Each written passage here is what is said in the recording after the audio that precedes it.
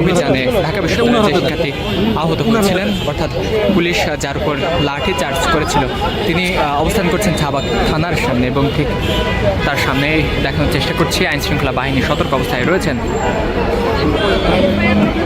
মূলত গতকাল রাতে মাদক বিরোধী অভিযানে সোহরাওয়ার্দী উদ্যানে পুলিশের লাঠি চার্জের শিকার হয়েছিলেন ঢাকা বিশ্ববিদ্যালয়ের এই শিক্ষার্থী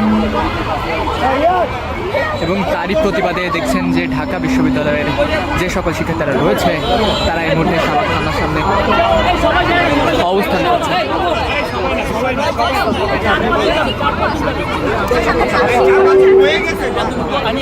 এবং তাদের একটি প্রতিনিধি দল চাবাকের ভিতরে ঢোকার চেষ্টা করছে।